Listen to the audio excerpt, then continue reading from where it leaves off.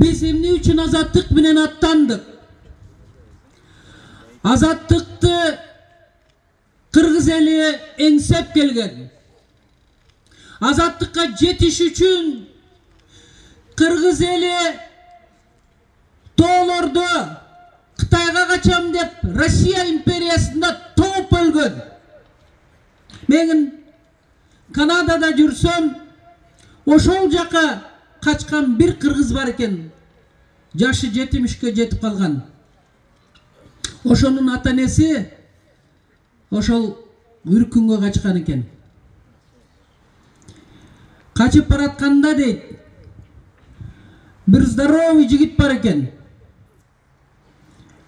Окат жетишпейт дейт. Барын алып келип, койгондо эле барын тияка бияка чаап туруп, ошол окатты өзү жеп алат экен. Ата-энесине айтат экен, анда биз баарыбыз кырылып калат, сенин балаң эле жей берсе деп. Ушул балаңа миңдеген, жүздөгөн кыргызды сактап калыш үчүн уу бериш керек деп айтат. Ата-энесин арыйлап, берилап туруп, тиги балага уу берсе да өлтүрө албайт. Акырында аны жардан кулатып, bir uç kırgız saqtalып kalsın деп. Kırgız ушинтип сакталган. Көпүрөлөрдө алдына сууга кирип сакталып атканда кичинекей балдар, ошону баарын көргөн кичинекей жаш кыздар, балдар ыйлагандан коркушуп, 2 жашар бала айтат экен, кыз бала, мен ыйлабайм, мени өлтүрбөгүлө депчи. Kırgız, musulman elleri Orta Aziyada ушинтип сакталып калган. Анан көпүрөдөн жок, ошол Кытайга кеткен суудан өтүш үчүн өлгөн кишилерди көпүрө кылышкан. Элестетип көргүлөчү, канча киши өлгөн ошо дарыядан өтүш үчүн. Ал жака өткөндө Кытай атып салган. Үркүндүн окуясы ушундай. Ошон үчүн айтып коет, үркүндөй болгон кыргыз деп. Кичинекей үркөрдөй, болгон кыргыз деп коет. Бирок эки мен көргөн, өзүм күбө болгон улуулугун айтып кетпесем болбойт. Түркияга барып калдым. Элчи Ибрагим Жунусов Türktörдүн ушунчалык сый урматын биздин улубузга, Кыргызстандын элчисине, Атажурт партиясынан депутат болгон Карасуунун уулуна жасаган сый урматын көрүп мен таң калдым. Таазим еттим, сыймыктандым. Мен ошол жерде өзүнчө бир өтө сыймыктандым. Ибрагим Жунусов, siz Kırgızdın mıktı ulu. Екіншісі Ташкентке барып қалдым. Бухара, Самарқан барына бардым. Ошол жерде Мирзоев мырзанын президенттин сыйлаганын көрүп дагы таң калдым. Карасулуктар, колумда бар алтындын баркы жок деп коет.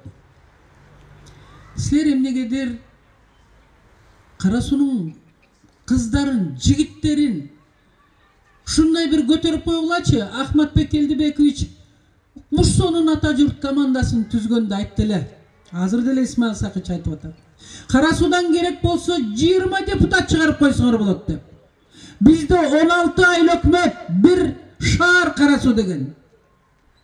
Бирден ар бир айыл өкмөттөн бирден депутат, шаар менен 17, ал эми 3 bir mandatlı okruktan 3 deputat çıksa olur.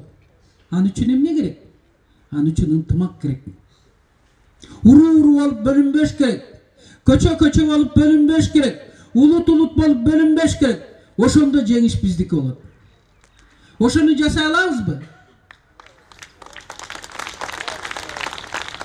Men ayılımdagı gelinlerge aytıp atam. Gibinger İbrahim Kocanazarowичтин ayılından bizge gelin болгонсуңар дейт. Бирок өсү колун көтөрдү эле Ибрагим Жунусовго бергиле деп атам. Добушаңар. Кимиңер мадайлап өтүнөн болсо берип койгула деп коюңчу мага. Ахматбек элдеги сүрүшүп атат, азыр эле көчө болуп бөлүнбөй деп атпайбы элеңиз деп. Эми сөзүмдүн аягында, урматтуу менин жердештерим, Исмаил Сакыч, Медеткан Шеримкулович экөөңүздөр, Ахматбек Келдибекович үчөөңүздөр күчтүү команда түздүңөр. 54 биздин талапкерлер бар тең күчтүү. Ошон үчүн бизге буттосулар болуп атат.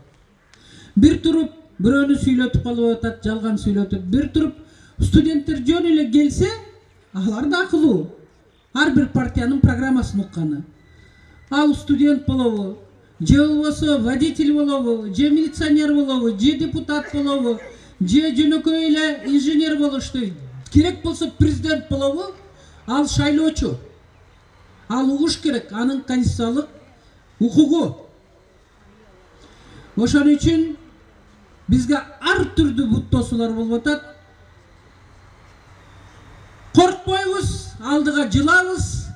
Анткени биздин ата журттан азыр Садыр Жапаров менен Камчы Экташиев эки дос өлкөнү башкарып атат. Биз дагы барып аларга жардам беришибиз керек. Кантип жардам беребиз? Мына бөдөш Аманбаев эжекебиз айткандай, күчтүү парламент болгондо күчтүү бийлик болот. Алсыз парламент күчтүү бийликти дагы алсыз кылып коет. Ошон үчүн Исмаил Сакыч, биз сизге, Медеткан Шеримкуловичке, Ахматбек Келдибековичке ишенебиз. Биз барабыз, маселеңерди чечебиз. Мен 3 эле нерсени айтып коём. Азаттык партиясы барса биринчиден элдин саламаттыгын ойлойт, экинчиден газ өткөрөбүз, үчүнчүдөн таза суу менен арык суусун чечебиз. Башбулакка водозабор коюп, ал $20 миллион, ал газдан да өтө чоң проблемалуу маселе. Анан чакан ишкаларды ачабыз. Ал эми мектеп, жол, поликлиника биз үчүн семечкадай чаккандай эле ал маселелер чечилет. Анда эмесе, урматтуу кара суулуктар, бүш жолу кыйкырып койбойлубу? Азаттык!